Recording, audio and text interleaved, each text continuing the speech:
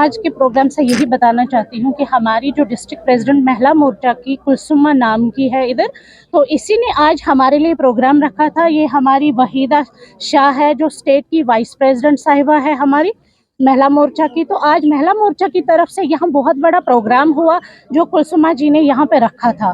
तो लोग भी बड़े शौक से आए थे, सुनने भी आए थे और सुनाने भी आए थे। तो कुछ जो एनसी वालों का किया धरा था वो हमने आज बहुत सुना, बहुत तसल्ली इन लोगों को भी हो गई है। तो तसल्ली से इनको पहले ही आते आते एक बंदा उठा, बेचारा बुजुर्ग सा, उसने बोला मुझे बड़ा धोखा दिया एमसी वालों ने।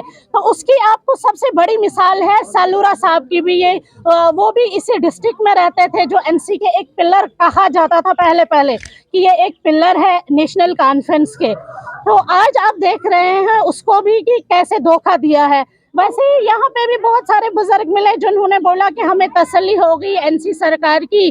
तो जो अब आने वाले दौर में ये तसल्ली से बोलते हैं, शुक्र से बोलते हैं कि हमारे पास सड़कें भी आई, बिजली भी आई, सब कुछ, बच्चे एजुकेशन भी हासिल कर रहे हैं।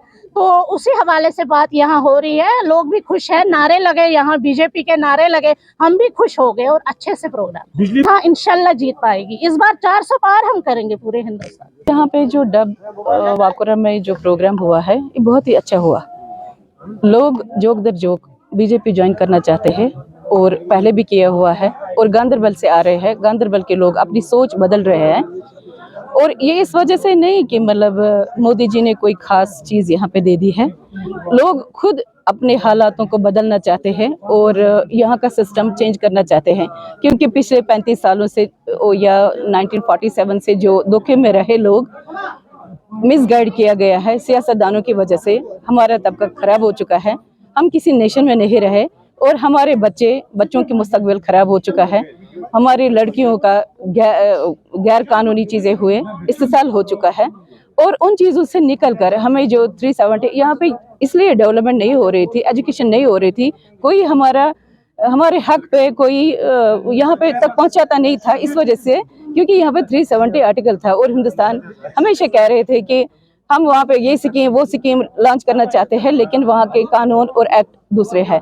और अगर हम कर रहे थे, हम किसी भी वक्त ह्यूमन राइट्स में नेशनल वुमेन कमीशन में जाते थे कोई भी मुद्दा लेकर, तो वो कह रहे थे वहाँ 370 आर्टिकल है, हम इस पे बात नहीं कर सकते और इसका बदलना मुमकिन था। और मोदी जी ने जो ये 370 आर्टिकल का खात्मा किया है, ये इस वजह से नहीं कि वो यहाँ की ज़मीन हड़प करना चाहते हैं। हमारी ज़मीन हमारे पास रहेगी और हमारी ज़मीन हमारी ही है और उन्हें बार बार कह दिया ये। मगर कुछ स्कीम्स जो यहाँ पे है जो लोगों तक नहीं पहुँचा रहे थे और उनका यहाँ पे लागू हो जाए, इसलिए ये स्कीम्स लॉन्च हो चुके हैं। अब लोगों का ये है कि हर स्कीम में इन्वॉल्व हो जाओ और अपना फ़ायदा उठाओ। बच्चों को एजुकेशन, बच्चों को सपोर्ट्स, बच्चों को मतलब उनको सुकून मिलना चाहिए, ताकि एक पेरेंट ये महसूस कर सके कि मैं अपने बच्चे को अगर सुबह छोड़ दूं, स्कूल छोड़ दूं, किसी ट्यूशन छोड़ दूं या किसी मासी के पास, फूफी के पास जाएगा तो सही सलामत शाम को घर वापस आ जाएगा। सिक्योरिटी फोर्सेस की तरफ से कोई दबाव न रहे, पुलिस का दबाव न रहे, मिलिटेंट्स का दबाव न रहे, पाकिस्तान का दबाव, हिंदुस्तान का दबाव ये ना रहे। और इन चीज़ों का चेंज करने के लिए मोदी जी ने यहाँ पे जो स्कीम चलाए और उन्होंने जहाँ पे इनिशिएट किया है, तो मेरा ख्याल है कि सब लोगों को इसका फायदा उठा लेना चाहिए और आगे बढ़ना चाहिए। पीछे क्या हुआ भूल जाओ उस चीज को। और हम वोट के लिए नहीं आए हैं कि वोट आप डाल दो यहाँ पे, हम सिर्फ इतना यहाँ पे हर घर में जा रहे हैं, हर मोहल्ले में जा रहे हैं, हम यही एक जगह पे नहीं आए, हम पूरे कश्मीर में जा रहे हैं। इस वजह से कि स्कीम्स का लॉन्च अगर नहीं हो रहा है, अगर आपको नॉलेज नहीं है, अगर आपको अवेयरनेस नहीं है, तो हम अवेयरनेस आपको देंगे किस तरह से अपनी उन स्कीम्स का आप फायदा उठा सकते हैं और ये घर घर किस तरह से पहुंच सकती है। बहुत गलत हुआ है लड़कियों के साथ। यहाँ पे नेशनल कॉन्फ्रेंस में खुलेआम कह दूंगी कि नेशनल कॉन्फ्रेंस की तरफ से यहाँ पे लड़कियों का इस्तेसाल होता था, ट्रैफिकिंग होती थी, दिल्ली ले जाया जा रहा था। मैं खुद अपनी कह रही हूँ कि मैं एक समाजी तंजीम की तरफ से, JNK हब्बा खातून फाउंडेशन की तरफ से मैं एक NGO चलाती थी और उसकी तरफ से मैंने एक FIR भी लॉन्च किया था कोर्ट में कुछ MLAs के खिलाफ, क्योंकि उन्होंने बच्चों को 13 साल से कम, 13 साल 14 साल की लड़कियों को वो मिसगाइड करके उनको बाहर भेज रहे थे और 70 लड़कियों को हमने रोक लिया, उस ग्रुप को भी रोक लिया। सुबह जहाज़ों में भेज के दिल्ली भेजते थे, वहां से वापस लाते थे। और यही सबसे ज्यादा सेटबैक रहा यहाँ पे। अगर 90 में मिलिटेंसी हुई तो 96 तक खत्म करने की कोशिश की फिर से हिंदुस्तान ने, गवर्नमेंट ऑफ इंडिया ने, और हालात बदल गए और नेशनल कॉन्फ्रेंस यहाँ पे फिर से वजूद में आई। और जो उसके बाद जो मिलिटेंट्स थे, जो मुजाहिद यहाँ के थे, उनके घर वाले जिनके पास मर्द नहीं था, घर में भाई नहीं था, हस्बैंड मर चुका था, भाई मर चुका था, बेटा मर चुका था, जब भी वो किसी एडमिनिस्ट्रेशन के पास, एमएलए के पास जाते थे, वहां पे इस्तेसाल होता था उनका।